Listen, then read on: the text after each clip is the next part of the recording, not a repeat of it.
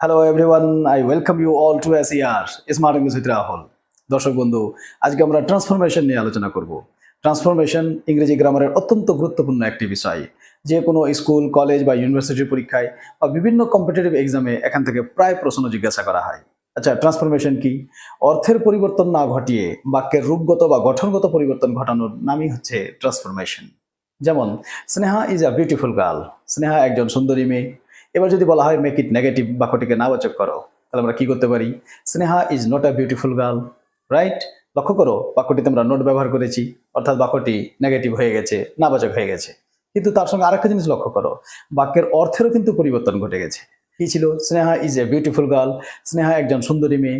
আর আমরা কি করলাম? Sneha is not a beautiful girl, Sneha সুন্দরী মেয়ে নয়, রাইট? তাহলে মিনিং চেঞ্জ হয়ে গেল। আর ট্রান্সফরমেশনের নিয়ম কি? বাক্যের অর্থকে অপরিবর্তিত রেখে বাক্যের গঠনগত বা রূপগত পরিবর্তন ঘটাতে হবে। We have to change the structure of the sentence without changing the meaning. It is called transformation. আচ্ছা, ট্রান্সফরমেশনে আমাদেরকে কি কি জানতে হবে? Affirmative to negative, negative to affirmative, অর্থাৎ হাবাচককে নাবাচক, নাবাচককে হাবাচক। Assertive to interrogative, interrogative to assertive, বর্ণনামূলককে প্রশ্নমূলক, প্রশ্নমূলককে বর্ণনামূলক। Assertive to exclamatory, exclamatory to assertive, বর্ণনামূলককে বিষয়সূচক, বিষয়সূচককে বর্ণনামূলক। তারপরে simple, complex, compound, voice change, narration, degree ইত্যাদি ইত্যাদি। আজকের এই ক্লাসে আমরা অ্যাফার্মেটিভ টু নেগেটিভ নিয়ে আলোচনা করব, অর্থাৎ হাবাচককে নাবাচক এবং নাবাচককে কিভাবে হাবাচক করতে হয় সেটা নিয়ে আলোচনা করব, রাইট? তাহলে চলো শুরু করা যাক। প্রিয় দর্শক বন্ধু, চলো প্রথমে জেনে নিই যে অ্যাফার্মেটিভ সেন্টেন্স কি এবং নেগেটিভ সেন্টেন্স বলতে কি বোঝানো হয়। অ্যাফার্মেটিভ সেন্টেন্স অর্থাৎ হাবোধক বা হাবাচক বাক্য, যে বাক্যে কোনো নেগেটিভ ওয়ার্ড, কোনো নাবাচক শব্দ থাকবে না। আর নেগেটিভ সেন্টেন্স, যে বাক্যে কোনো না কোনো একটি নেগেটিভ শব্দ থাকবেই। আচ্ছা, এই নাবাচক শব্দ বা নেগেটিভ ওয়ার্ডগুলি কি কি? No, not, never, nothing, not only but also, neither, neither nor, nothing but, none but, nowhere ইত্যাদি ইত্যাদি। তাহলে যখনই আমাদেরকে কোনো সেন্টেন্স নেগেটিভ করতে বলা হবে, আমাদের ধরে নিতে হবে যে ওই নেগেটিভ সেন্টেন্সের মধ্যে এই নাবাচক শব্দগুলির কেউ না কেউ একটি থাকবেই, রাইট? তাহলে কি কি উপায়ে হাবাচককে নাবাচক এবং নাবাচককে হাবাচক করা যায়, চলো সে বিষয়ে বিস্তারিতভাবে জেনে নিই। অ্যাফার্মেটিভকে নেগেটিভ করার অনেকগুলি উপায় আছে। আজকের এই ক্লাসে আমরা মোট 10টি নিয়ম নিয়ে আলোচনা করব, 10টি পয়েন্ট নিয়ে আলোচনা করব, রাইট? যদি এখানে আমি সবগুলি পয়েন্ট নিয়ে আলোচনা করি তাহলে ক্লাসটি খুব লম্বা হয়ে যাবে, দীর্ঘায়িত হয়ে যাবে। তাই এই ক্লাসটিকে আমি দুটি পার্টে ভাগ করেছি। আজকের এই প্রথম ক্লাসে আমি মোট 10টি পয়েন্ট নিয়ে আলোচনা করব, আর বাকি পয়েন্টগুলি নিয়ে আমি এর পরের ক্লাসে আলোচনা করব, রাইট? তাহলে চলো এবার শুরু করা যাক। Point number 1। আচ্ছা, পয়েন্ট নাম্বার 1 আমরা কি দেখতে পাচ্ছি? Not plus opposite word. অর্থাৎ কোনো অ্যাফার্মেটিভ সেন্টেন্সকে যখন নেগেটিভ করতে বলা হবে, আমরা সেই বাক্যটিতে নট ব্যবহার করব এবং তারপরে দেখব যে সেই বাক্যটিতে কোনো অ্যাডজেক্টিভ বা অ্যাডভার্ব আছে কিনা। যদি কোনো অ্যাডজেক্টিভ বা অ্যাডভার্ব থাকে তাহলে আমরা তার বিপরীত শব্দ ব্যবহার করে বাক্যটিকে নাবাচক করার চেষ্টা করব। আর যদি কোনো অ্যাডজেক্টিভ বা অ্যাডভার্ব না থাকে তাহলে আমরা ম্যান ভার্বের বিপরীত শব্দ অ্যান্টোনিম ব্যবহার করে বাক্যটিকে নাবাচক করার চেষ্টা করব। বোঝা গেল? এক্সাম্পল লক্ষ্য করো, যদি বলা হয় Rahul is a good boy, Rahul একজন ভালো ছেলে, এই বাক্যটিকে আমরা নেগেটিভ কিভাবে করব? আমরা প্রথমে নট ব্যবহার করব, তাহলে রাহুল ইজ নট, রাইট? এবার লক্ষ্য করো, তারপরে গুড অ্যাডজেক্টিভ আছে, তাহলে আমরা গুডের বিপরীত অ্যাডজেক্টিভ ব্যবহার করব। তাহলে গুডের বিপরীত কি? ব্যাড, তাহলে আমরা এখানে ব্যাড ব্যবহার করব। তাহলে বাক্যটি কি হবে? Rahul is not a bad boy. তাহলে লক্ষ্য করো, রাহুল একজন ভালো ছেলে, আর আমরা কি করলাম? রাহুল খারাপ ছেলে নয়, অর্থাৎ রাহুল ভালো ছেলে। বোঝা গেল? অর্থ অপরিবর্তিত থেকে গেল। ইয়াস, ইট ইজ ট্রান্সফরমেশন। আরো এক্সাম্পল লক্ষ্য করো, ম্যান ইজ মর্টাল, মানুষ মরণশীল। এবার আমরা এর নেগেটিভ কি করব? ম্যান ইজ নট ইমর্টাল, মানুষ অমর নয়। ক্লিয়ার? মর্টাল অ্যাডজেক্টিভ, আমরা বিপরীত অ্যাডজেক্টিভ ব্যবহার করলাম। চলো এবার অ্যাডভার্বের এক্সাম্পল লক্ষ্য করো, the old man is walking slowly, বৃদ্ধ লোকটি ধীরে ধীরে হাঁটছে। লক্ষ্য করো এখানে স্লোলি, ধীরে ধীরে, ধীরে ধীরে কি করছে? হাঁটছে। That means it is adverb. আচ্ছা, অ্যাডভার্ব কাকে বলে শিখিয়ে দিব। অ্যাডভার্ব চেনার একটা শর্টকাট উপায় হচ্ছে কখন, কোথায়, কেন, কিভাবে, এই 4টি প্রশ্নের কোনো একটারও যদি উত্তর পাওয়া যায় তাহলে 100% সেই উত্তরটি অ্যাডভার্ব হবে। আমি আবার রিপিট করছি, কখন, কোথায়, কেন, কিভাবে, এই 4টি প্রশ্নের কোনো একটারও যদি উত্তর পাওয়া যায় তাহলে the answer must be adverb, সেটা অ্যাডভার্ব হবে। ক্লিয়ার? চলো উদাহরণটা ফিরে আসি। তাহলে the old man is walking slowly, তাহলে আমরা কি বলতে পারি? The old man is not walking fast. দেখো, ইজ নট নাবাচক করে দিলাম, আর স্লোলির বিপরীত শব্দ ফাস্ট ব্যবহার করলাম, রাইট? আরো এক্সাম্পল লক্ষ্য করো, হি ওয়াইজলি ডিসাইডেড ইট, সে বিচক্ষণতার সহিত এটি সিদ্ধান্ত নিয়েছিল। তাহলে আমরা এর নেগেটিভ কি করব? হি ডিড নট ফুলিশলি ডিসাইড ইট, সে বোকার মতো এটি সিদ্ধান্ত নেয়নি। বোঝা যাচ্ছে? আচ্ছা, এবারে এক্সাম্পল লক্ষ্য করো, দে অ্যাকসেপ্টেড মাই প্রপোজাল, তারা আমার প্রস্তাব গ্রহণ করেছিল। লক্ষ্য করো, এই বাক্যে না কোনো অ্যাডজেক্টিভ আছে না কোনো অ্যাডভার্ব আছে, কি আছে? Verb, accepted. তাহলে আমরা এই ভার্বের বিপরীত শব্দ ব্যবহার করে বাক্যটিকে নাবাচক করতে পারি। তাহলে এই বাক্যটির নেগেটিভ কি হবে? They did not reject my proposal.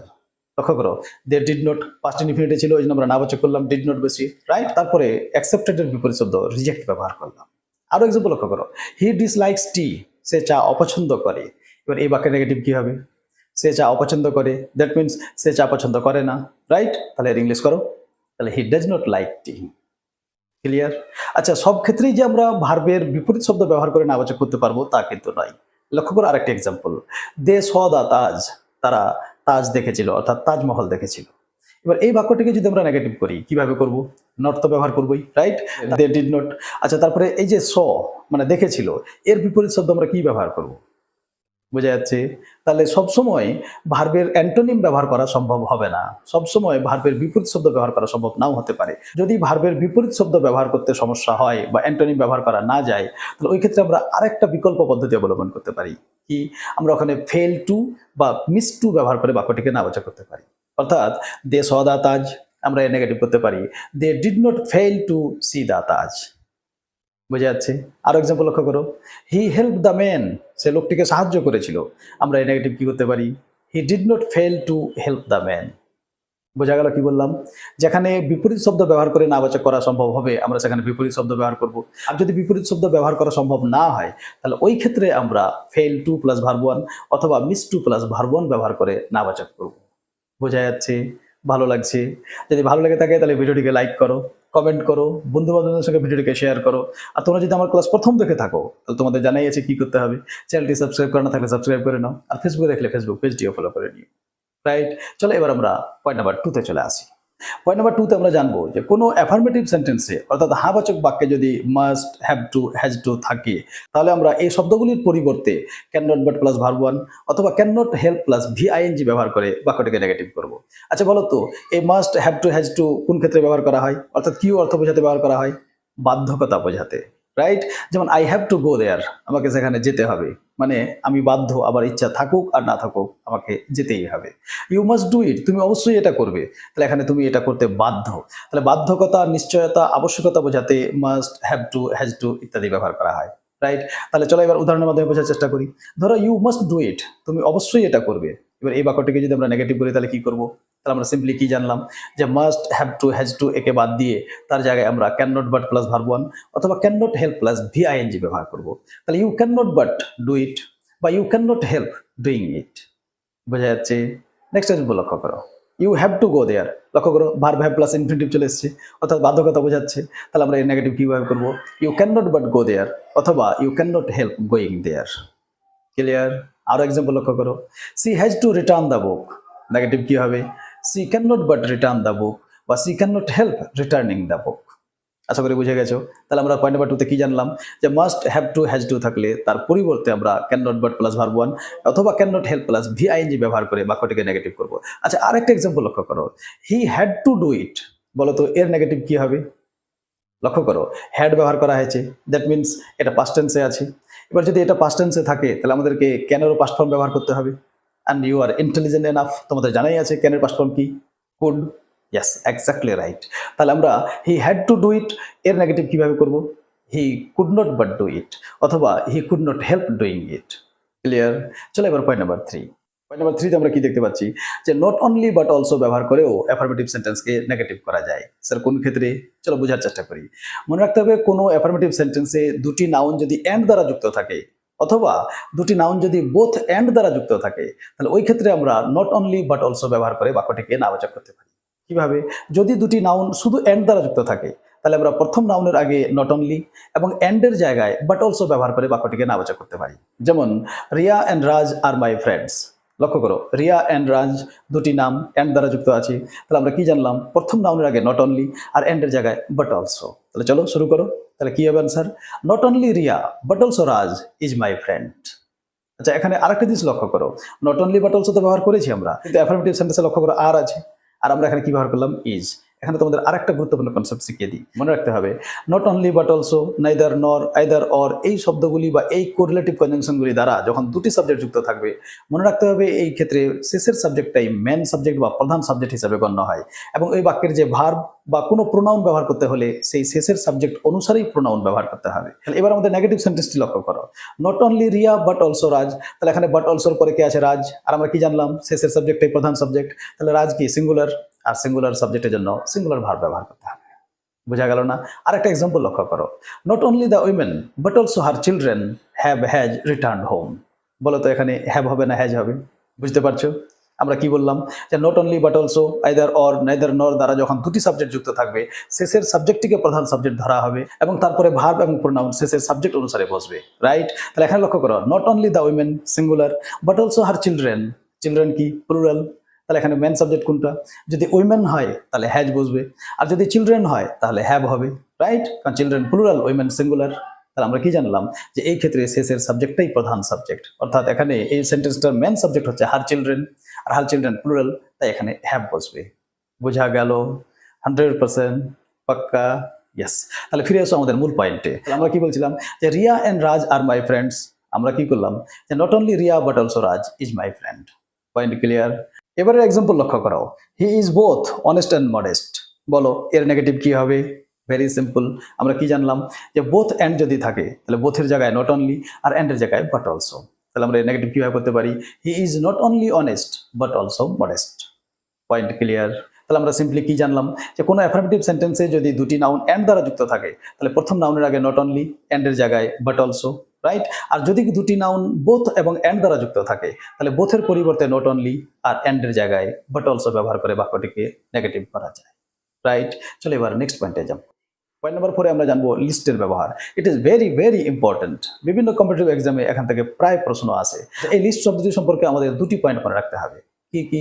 যেখানে লিস্ট থাকবে তারপরে শুড থাকবেই। বোঝা গেল? Lest plus should. আচ্ছা, এটি কি জন্য ব্যবহার করা হয়? এমনটা না হয় যে এই ধরনের অর্থ বোঝাতে লিস্ট প্লাস শুড ব্যবহার করা হয়। যেমন জোরে দৌড়াও যাতে তোমার ট্রেনটি মিস না হয়ে যায়, এর ইংলিশ কি হবে? Run fast lest you should miss the train. বোঝা গেল? আচ্ছা, বিভিন্ন কম্পিটিটিভ এক্সামে আমাদের কি হবে? এই ইউ শুড না দিয়ে ইউ উড দিয়ে দিতে পারে, ইউ মে দিয়ে দিতে পারে, কিন্তু আমাদের মনে রাখতে হবে লিস্ট থাকলে তারপরে 100% শুড থাকবেই। Point clear? তাহলে আমরা এই লিস্ট যুক্ত অ্যাফার্মেটিভ সেন্টেন্সের নেগেটিভ কিভাবে করতে পারি চলো জেনে নিই। মনে রাখতে হবে কোনো বাক্যে যদি লিস্ট প্লাস শুড থাকে তাহলে আমরা লিস্টের পরিবর্তে সো দ্যাট এবং শুডের জায়গায় মে নট ব্যবহার করে বাক্যটিকে নাবাচক করতে পারি। বোঝা গেল না? এক্সাম্পল লক্ষ্য করো, read carefully lest you should fail in the exam. ভালোভাবে পড়ো যাতে তুমি পরীক্ষায় ফেল না হয়ে যাও। তাহলে আমরা এর নেগেটিভ কি করবো? লিস্টের জায়গায় সো দ্যাট আর শুডের জায়গায় মে নট। তাহলে read carefully so that you may not fail in the exam. বোঝা গেল? আরো এক্সাম্পল লক্ষ্য করো, run fast lest you should miss the train. জোরে দৌড়াও যাতে তোমার ট্রেনটি মিস না হয়ে যায়। তাহলে আমরা কি করব? Run fast so that you may not miss the train. বোঝা গেল? তাহলে লিস্ট সম্পর্কে কি কি বললাম? যে কোনো বাক্যে যদি লিস্ট থাকে তারপরে শুড থাকবে 100%। লিস্ট থাকলে তারপরে কোনো নেগেটিভ ওয়ার্ড ব্যবহার করা যাবে না। কিন্তু এই লিস্ট প্লাস শুড যুক্ত বাক্যের নেগেটিভ সেন্টেন্স করতে হলে লিস্টের পরিবর্তে সো দ্যাট আর শুডের জায়গায় মে নট ব্যবহার করে বাক্যটিকে নাবাচক করতে হয়। I hope you got the point. একটা জিনিস মনে রাখবে, ইংলিশ কিন্তু খুব সহজ সরল ভাষা, একে আমরাই জটিল বানিয়ে দিয়েছি। দেখো কঠিন কোনটা যেটা আমরা জানি না, আমরা যেটা পারি সেটাই আমাদের কাছে সহজ সরল, রাইট? তাহলে ইংলিশ যেহেতু একটা ফরেন ল্যাঙ্গুয়েজ, বিদেশি ভাষা, আমাদেরকে ইংরেজি শিখতে হবে, জানতে হবে, জানার কোনো শেষ নেই। যা জানো আরো বেশি করে জানার চেষ্টা করো, নিজেকে নিখুঁত করে তোলার চেষ্টা করো। বোঝা গেল? ওই যে কবি বলেছেন, বেহতর সে বেহতর কি তলাশ কর, बेहतर से बेहतर की तलाश कर, मिल जाए नदी तो समंदर की तलाश कर, टूट जाता है शीशा पत्थर की चोट से, तोड़ दे पत्थर ऐसा शीशा तलाश कर। তাহলে যা জানো ভালো কথা, আরো জানার চেষ্টা করো, নিজেকে দিনের দিন আরো অ্যাডভান্স করে তোলো, রাইট? কারণ আগামী সময় যা আসছে তা ইংলিশেরই সময় আসবে।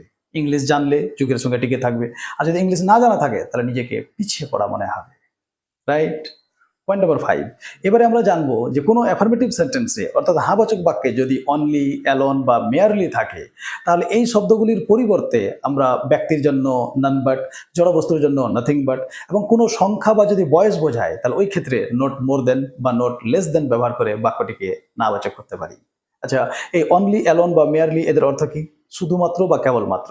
তাহলে কোনো অ্যাফার্মেটিভ সেন্টেন্সে যদি অনলি, অ্যালোন বা মেয়ারলি থাকে, তাহলে কি বললাম, এই শব্দগুলো যদি কোনো ব্যক্তিকে বোঝাতে বসে, তাহলে এই শব্দটিকে সরিয়ে সেই জায়গায় আমরা নান বাট ব্যবহার করব। যদি কোনো বস্তুকে বোঝাতে ব্যবহার করা হয়, তাহলে ওই ক্ষেত্রে এদের পরিবর্তে আমরা নাথিং বাট ব্যবহার করব। এবং এই শব্দগুলি যদি কোনো সংখ্যার আগে ব্যবহার করা হয়, তাহলে ওই ক্ষেত্রে আমরা নট মোর দেন বা নট লেস দেন ব্যবহার করে বাক্যটিকে নাবাচক করব। বোঝা গেল? এটা সব থেকে সহজতম গ্রামার। আমার মনে হয় ট্রান্সফরমেশনের যতগুলি নিয়ম আছে সব থেকে সহজ এটাই, কারণ এখানে কিচ্ছু করতে হয় না, শুধু এই শব্দগুলিকে সরিয়ে ওর জায়গায় নান বাট, নাথিং বাট প্রয়োজন অনুসারে বসে দিতে হবে এবং বাক্যের বাকি অংশটা কপি করে নিলেই হয়ে যাবে। চলো উদাহরণের মাধ্যমে বোঝার চেষ্টা করি। যেমন only a full can act Das, শুধুমাত্র বোকারাই এমনটা কাজ করতে পারে। তাহলে লক্ষ্য করো, অনলি আ ফুল, এখানে অনলি কাকে বোঝাতে বসেছে? আ ফুলকে। ফুল কি? নাউন, ব্যক্তিকে বোঝায়, রাইট? আর আমরা কি জানলাম? ব্যক্তিকে বোঝালে নান বাট ব্যবহার করতে হবে। তাহলে কিচ্ছু করার দরকার নাই, শুধু অনলি সরাও আর ওখানে নান বাট বসিয়ে দাও আর বাকি অংশটা কপি করে দাও। তাহলে উত্তর কি হবে? None but A full can act Das. বোঝা গেল? আরো এক্সাম্পল লক্ষ্য করো, হি অ্যালোন ক্যান হেল্প ইউ, সেই একমাত্র তোমাকে সাহায্য করতে পারে।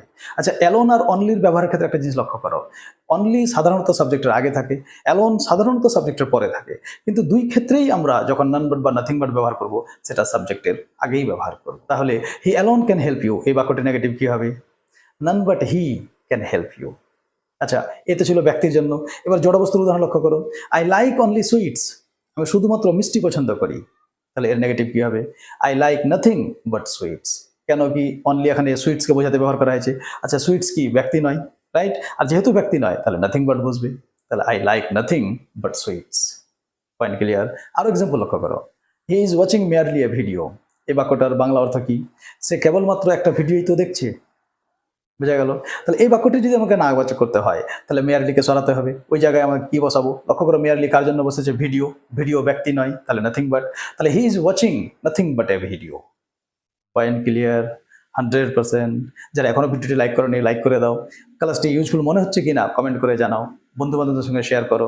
আর যারা এখনো চ্যানেলটি সাবস্ক্রাইব করোনি, সাবস্ক্রাইব করে নাও। আর ফেসবুকে দেখলে ফেসবুক পেজটিও ফলো করে নিও, রাইট? আচ্ছা, এবার সংখ্যার উদাহরণ দেখে নাও। আমরা কি বলেছিলাম যে কোনো সংখ্যা বা বয়সের আগে যদি অনলি থাকে, তাহলে ওই ক্ষেত্রে নোট মোর দেন বা নোট লেস দেন ব্যবহার করতে হয়। যেমন এক্সাম্পল লক্ষ্য করো, আই হ্যাভ 3 পেন্স, আমার 3টি কলম আছে। তাহলে এই বাক্যটিকে আমরা নাবাচক কিভাবে করতে পারি? তাহলে I have not more than 3 pens, আমার 3টির বেশি কলম নেই। বা আমরা এটাও বলতে পারি I have not less than 3 pens, আমার 3টির কম কলম নেই। Both are correct. কিন্তু সব জায়গায় কি আমরা নোট মোর দেন আর নোট লেস দেন ব্যবহার করতে পারবো? আরেকটা এক্সাম্পল লক্ষ্য করো, only 3 boys can lift this box, শুধুমাত্র 3জন বালকই এই বাক্সটিকে তুলতে পারবে। আচ্ছা, look at the sense of the sentence. বাক্যটিতে কি বোঝানো হয়েছে? যে 3জনের কম এই বাক্সটিকে তুলতে পারবে না। এই বাক্সটিকে যদি তুলতে হয় তাহলে 3জন বালকেরই প্রয়োজন। আচ্ছা, 3জনের জায়গায় যদি 4জন হয়ে যায় তাহলে তো কোনো সমস্যাই নেই। অন্তত পক্ষে 3জন লাগবে, 3জনের বেশি হলে তো কোনো সমস্যাই নেই। তাহলে যেহেতু 3জনের বেশি হলে কোনো সমস্যা নেই, তাহলে এখানে আমরা নোট মোর দেন ব্যবহার করতে পারবো না। আমরা যদি এই বাক্যটি নেগেটিভ এইভাবে করি যে not more than 3 boys can lift this box, তাহলে বাক্যটি ঠিক হবে? 100% রং। কারণ 3জনের বেশি বালক এই বাক্সটিকে তুলতে পারবে না। বাক্যের সেন্স তো এটা ছিল না, রাইট? বোঝানো হয়েছিল যে এই বাক্সটিকে তুলতে হলে অন্তত পক্ষে 3জন বালক লাগবে, অন্তত পক্ষে, বেশি হলে তো সমস্যা নেই। So the correct sentence is not less than 3 boys can lift this box. It is the correct sentence. বুঝাতে পারলাম? তাহলে কোথায় নোট মোর দেন আর কোথায় নোট লেস দেন হবে এর পার্টিকুলার কোনো রুলস নেই। It depends on the situation. বাক্যের অর্থ বুঝে আমরা এই ধরনের পরিবর্তন করে নিব, রাইট? আচ্ছা, এর কিছু এক্সেপশনাল রুলসও আছে। চলো কিছু এক্সেপশনাল উদাহরণ দেখে নাও। You are the only person fit for this job, তাহলে এখানে এই বাক্যটি নেগেটিভ কিভাবে করবে? এখানে তো অনলি আছে, রাইট? তাহলে এই বাক্যটি নেগেটিভ হবে, no other person but you is fit for the job. আচ্ছা, এখানে তোমাদের মনে আরেকটা প্রশ্ন আসতে পারে, স্যার ইউ তারপরে ইজ কেন, রাইট? এরকম গুরুত্বপূর্ণ গ্রামারের বিষয় নিয়ে 10 golden rules of English grammar সিরিজে আমি নিয়মিত ভিডিও পোস্ট করে থাকি। এই ধরনের খুঁটিনাটি বিষয় যদি জানতে হয় তাহলে জেনারেল ইংলিশ এমসিকিউ প্লেলিস্টের 10 গোল্ডেন রুলস অফ ইংলিশ গ্রামারের ভিডিওগুলি তোমরা দেখে নিও। ওখানে এই ধরনের গুরুত্বপূর্ণ বিষয় নিয়ে আলোচনা করা হয়। I hope you will enjoy the class, right? আচ্ছা, চলো এখানে বোঝার চেষ্টা করি। আমরা কি জানি বাট দুভাবে ব্যবহার করা যায়। বাট কনজাংশন হিসেবে ব্যবহার হয় আর বাট প্রেপোজিশন হিসেবেও ব্যবহার হয়। বাট মানে যদি কিন্তু হয় তাহলে তখন সেটি কনজাংশন, আর বাট মানে যদি ছাড়া হয়, মানে এ ছাড়া বা তুমি ছাড়া, তাহলে তখন বাট প্রেপোজিশন হয়ে যায়। আমরা কি জানি প্রেপোজিশনে ঠিক করে যে নাউন প্রোনাউন থাকবে সেটা প্রেপোজিশনের অবজেক্ট হয়, রাইট? এখানে কি বলা হয়েছে? No other person but you, অর্থাৎ তুমি ছাড়া অন্য কোনো ব্যক্তি নয়, তাহলে এখানে বাট প্রেপোজিশন। আর ইউটা কি? প্রেপোজিশনের অবজেক্ট। তাহলে এই বাক্যের মেন সাবজেক্ট কে? No other person. এবার নো আদার পারসন কি? সিঙ্গুলার। আর যেহেতু সিঙ্গুলার ওই জন্য এই সিঙ্গুলার ভার্ব ব্যবহার করা হয়েছে। বোঝা গেল? যদি আরো বিস্তারিতভাবে বুঝতে চাও তাহলে ওই যে বললাম জেনারেল ইংলিশ এমসিকিউ প্লেলিস্টের 10 golden rules of English grammar বলে যে ভিডিওগুলি আছে তোমরা ওই ভিডিওগুলি দেখে নিও। আচ্ছা চলো নেক্সট এক্সাম্পল লক্ষ্য করো। I shall go only if you come. শুধুমাত্র তুমি আসলে পরেই আমি যাব। এই বাক্যটি নেগেটিভ কি হবে বলো দেখি, ভিডিওটিকে পজ করো আর নেগেটিভ করো। করা হয়েছে, চলো বোঝার চেষ্টা করি। এই বাক্যটিকে যদি আমরা নেগেটিভ করি তাহলে করতে হবে I shall not go if you don't come. যদি তুমি না আসো আমি যাব না। বোঝা গেল? আরেকটা এক্সাম্পল লক্ষ্য করো। The baby is only 3। বাচ্চাটি কেবলমাত্র 3 বছরের, অর্থাৎ 3 বছর বয়সের। রাইট? তাহলে এই বাক্যটিকে যদি আমরা না বাচা করি তাহলে কি হবে? The baby is not more than 3 বা the baby is not less than 3। এক্ষেত্রে দুটি ব্যবহার করা যাবে। তাহলে এই ছিল অনলি, অ্যালোন এবং মেয়ারলির ব্যবহার। আই হোপ যে তোমাদের কাছে বিষয়টি পরিষ্কার হয়ে গেছে। রাইট? চলো এবার নেক্সট পয়েন্টে জাম্প করি। এবারে পয়েন্ট নাম্বার 6। এখানে আমরা জানবো যে কোনো অ্যাফার্মেটিভ সেন্টেন্স যদি as soon as, hardly, rarely, scarcely দিয়ে শুরু হয় তাহলে এই ধরনের বাক্যকে নেগেটিভ করার সময় নো সুনার দেন ব্যবহার করে নেগেটিভ করতে হয়। বোঝা গেল? অর্থাৎ একটা কাজ শেষ হওয়ার ঠিক পরে পরে যখন আরেকটা কাজ শুরু হয়ে যায় তখন আমরা এই ধরনের বাক্য ব্যবহার করি। যেমন hardly had the police arrived when the thief fled. Police আসা মাত্রই চোরটি পালিয়ে গেছিল। তাহলে একটা কাজের ঠিক পরে যখন আরেকটা কাজ শুরু হয়ে যায় ওই ক্ষেত্রে আমরা as soon as, no sooner than, hardly, rarely, scarcely দিয়ে বাক্য শুরু করি। রাইট? আচ্ছা তাহলে আমরা কি বলছিলাম? কোনো অ্যাফার্মেটিভ সেন্টেন্স যদি as soon as, hardly, rarely, scarcely দিয়ে শুরু হয় তাহলে আমরা বাক্যটিকে নো সুনার দেন ব্যবহার করে নাবাচক করব। আচ্ছা এখানে একটা জিনিস মনে রাখতে হবে, হার্ডলি, রেয়ারলি, স্কার্সলি থাকলে হোয়েন ব্যবহার করতে হয়, আর নো সুনার থাকলে দেন ব্যবহার করতে হয়। বোঝা গেল না? চলো আগে দুটো এক্সাম্পল লক্ষ্য করো। Hardly had the police arrived when the thief fled. এই বাক্যটিকে যদি আমরা নেগেটিভ করি তাহলে কি করব? No sooner had the police arrived than the thief fled. লক্ষ্য করো, হার্ডলি ছিল তো আমরা হোয়েন ব্যবহার করেছি, নো সুনার ব্যবহার করলাম তাহলে এখানে আমরা দেন ব্যবহার করেছি। তাহলে সিম্পলি মনে রাখতে হবে নো সুনার দিয়ে কোনো বাক্য শুরু হলে দেন ব্যবহার করতে হবে, আর হার্ডলি, রেয়ারলি, স্কার্সলি অন্য যে কোনো কিছু দিয়ে যদি কোনো বাক্য শুরু হয় তাহলে ওই ক্ষেত্রে হোয়েন ব্যবহার করতে হবে। বোঝা গেল? চলো এবার আমরা এক এক করে আরো বেশ কিছু এক্সাম্পল দেখে নিই। লক্ষ্য করো, as soon as he reached home it started raining. সে বাড়িতে পৌঁছানো মাত্রই বৃষ্টি শুরু হয়ে গেছিল। এবার এই বাক্যটাকে যদি আমরা নেগেটিভ করি তাহলে কি করবো? তাহলে সিম্পলি মনে রাখতে হবে অ্যাজ সুন অ্যাজকে সরিয়ে নো সুনার হ্যাড বা নো সুনার ডিড ব্যবহার করতে হবে, আর কমা যেখানে আছে কমার জায়গায় দেন ব্যবহার করতে হবে। তাহলে no sooner had he reached home than it started raining. আমরা আবার ডিডও ব্যবহার করতে পারি, no sooner did he reach home than it started raining. লক্ষ্য রাখতে হবে হ্যাড থাকলে ভার্ব 3 ব্যবহার করতে হয়, আর ডিড থাকলে ভার্ব 1 ব্যবহার করতে হয়। কেন? কারণ তোমরা গ্রামারের ক্লাসে নিশ্চয়ই জেনে গেছো যে verb do plus verb 1, verb have plus verb 3, অর্থাৎ ডু ডাজ ডিড যখনই থাকবে তারপরে 100% ভার্ব 1 ব্যবহার করতে হয়, হ্যাভ হ্যাজ হ্যাড যাই থাকুক না কেন তারপরে 100% ভার্বের থার্ড ফর্ম ব্যবহার করতে হয়। বোঝা গেল? মিনিংয়ে কোনো পরিবর্তন নেই, মিনিং সেম। আচ্ছা আরো এক্সাম্পল লক্ষ্য করো। এবারে লক্ষ্য করো, scarcely had we reached the station when the train left. আমরা স্টেশনে পৌঁছানো মাত্র এই ট্রেনটি ছেড়ে চলে গেছিল। এবার এই বাক্যটি নেগেটিভ কিভাবে করবো? ভেরি সিম্পল, স্কার্সলিকে সরিয়ে ওখানে নো সুনার বসাও, আর হোয়েনের জায়গায় দেন ব্যবহার করে দাও। রাইট? তাহলে no sooner had we reach the station than the train left. I hope you got the point. তাহলে আমরা কি জানলাম যে কোনো অ্যাফার্মেটিভ সেন্টেন্স যদি as soon as, hardly, rarely, scarcely দিয়ে শুরু হয় তাহলে আমরা নো সুনার এবং দেন ব্যবহার করে বাক্যটিকে নাবাচক করবো। তার সঙ্গে আমরা একটা অতিরিক্ত ইনফরমেশন জানলাম যে হার্ডলি, স্কার্সলি এবং রেয়ারলি দিয়ে কোনো বাক্য শুরু হলে হোয়েন ব্যবহার করতে হয়, কিন্তু নো সুনার দিয়ে কোনো বাক্য শুরু হলে দেন ব্যবহার করতে হয়। আই হোপ তোমরা বুঝে গেছো। যদি বুঝতে সমস্যা হয় তাহলে ভিডিওটি একটু ব্যাক করে আরেকবার শুনে নিবে, তোমাদের কাছে বিষয়টি ক্লিয়ার হয়ে যাবে। চলো এবার নেক্সট পয়েন্টে জাম্প করি। Point number 7। এবারে আমরা জানবো কোনো অ্যাফার্মেটিভ সেন্টেন্সে যদি অলওয়েজ থাকে তাহলে আমরা নেগেটিভ করার সময় অলওয়েজের পরিবর্তে নেভার ব্যবহার করব, এবং অলওয়েজের পরের শব্দটার বিপরীত শব্দ অ্যান্টোনিম ব্যবহার করে বাক্যটিকে নাবাচক করব। বোঝা গেল না? এক্সাম্পল লক্ষ্য করো, I always remember you. Right? আমি সর্বদা তোমাকে মনে করবো বা স্মরণে রাখবো। তাহলে এই বাক্যটির আমরা নাবাচক কিভাবে করতে পারি? তাহলে আই অলওয়েজের জায়গায় নেভার, তাহলে আই নেভার। আচ্ছা রিমেম্বার আছে, রিমেম্বারের বিপরীত শব্দ কি? Forget. I shall never forget you.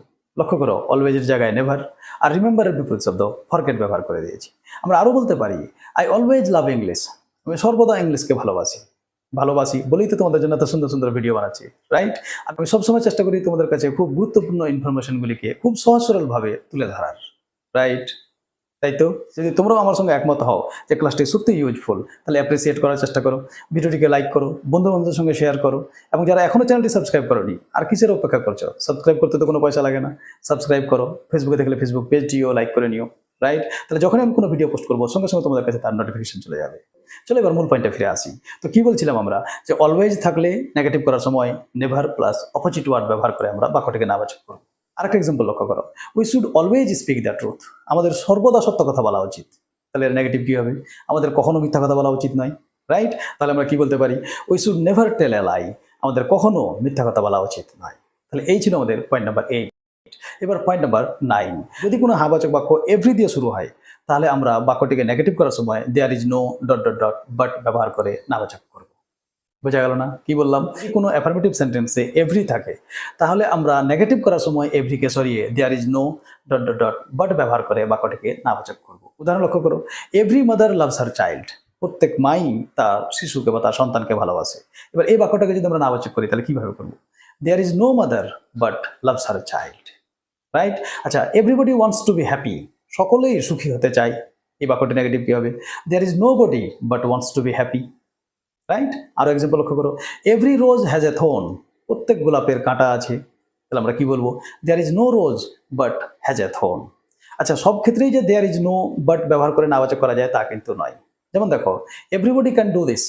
তাহলে আমরা এই বাক্যটির নাবাচক হু দিয়ে প্রশ্নমূলক করেও করতে পারি। তাহলে আমরা কি বলতে পারি? Everybody can do this. তাহলে আমরা বলবো who can not do this. তাহলে এক্ষেত্রে আমাদের মনে রাখতে হবে এভরির পরিবর্তে হু প্লাস নট, অর্থাৎ প্রশ্নমূলক বাক্যটিকে হু দিয়ে শুরু করতে হবে এবং বাক্যটিকে নাবাচক করতে হবে। তাহলে এভরিবডি ক্যান ডু দিস, আমরা কি বললাম? Who can not do this. আমরা যদি আরো বলি এভরিবডি নোজ নেতাজি, সকলেই নেতাজিকে চিনে, তাহলে আমরা কি বলবো? Who does not know Netaji. নেতাজিকে কে চিনে না, রাইট? এবার আজকের আলোচনার last point, point number 10। Point number 10-এ আমরা জানবো যে কোনো হ্যাঁবাচক বাক্য যদি প্রশ্নমূলক হয় এবং সেই প্রশ্নমূলক বাক্যটি যদি হু দিয়ে শুরু হয়, তাহলে এই ধরনের বাক্যকে নেগেটিভ করার সময় নো বডি, নো ওয়ান বা নান ব্যবহার করে নাবাচক করতে হয়। যেমন, who can solve this problem. কে এই সমস্যাটার সমাধান করতে পারে? তাহলে আমরা কি বলবো? No one can solve this problem. কেউ এই সমস্যাটির সমাধান করতে পারবে না। বোঝা যাচ্ছে? তাহলে কোনো হ্যাঁবাচক বাক্য যদি প্রশ্নমূলক হয় এবং সেটি হু দিয়ে শুরু হয়, তাহলে এই বাক্যটিকে নেগেটিভ করার জন্য আমরা হু এর পরিবর্তে নো ওয়ান, নো বডি বা নান ব্যবহার করে বাক্যটিকে নাবাচক করব। লক্ষ্য করো, nobody will help you. তোমাকে কেউ সাহায্য করবে না, নেগেটিভে আছে। তাহলে আমরা এর অ্যাফার্মেটিভ কি করব? Who will help you. তোমাকে কে সাহায্য করবে? তাহলে হু থাকলে নো ওয়ান বা নো বডি, নো ওয়ান বা নো বডি থাকলে হু। বোঝা গেল? 100% পাক্কা? Yes. So dear brothers and sisters, this is the end of today's discussion. I hope you have enjoyed the class. আজকের এই ক্লাসে আমরা অ্যাফার্মেটিভ টু নেগেটিভ করার 10টি অতি গুরুত্বপূর্ণ নিয়ম সম্পর্কে অবগত হলাম। হ্যাঁবাচককে নাবাচক করার আরো বেশ কিছু নিয়ম আছে। ওই অবশিষ্ট নিয়মগুলি নিয়ে আমি পরের ক্লাসে আলোচনা করব, রাইট? আশা করি তোমাদেরকে ক্লাসটি ভালো লেগেছে। যদি সত্যিই ভালো লেগে থাকে, জেনুইনলি ভালো লেগে থাকে, তাহলে ভিডিওটিকে লাইক করো, কমেন্ট করো, তোমাদের বন্ধু-বান্ধবের সঙ্গে ভিডিওটিকে শেয়ার করো। যারা এখনো চ্যানেলটি সাবস্ক্রাইব করোনি, সাবস্ক্রাইব করে নাও। ফেসবুকে দেখলে ফেসবুক পেজটিও ফলো করে নিও, রাইট? তাহলে খুব শীঘ্রই তোমাদের সঙ্গে আবার দেখা হবে দ্বিতীয় ক্লাসে। Till then, be happy, take care of yourself, keep watching and keep learning English grammar. Happy learning.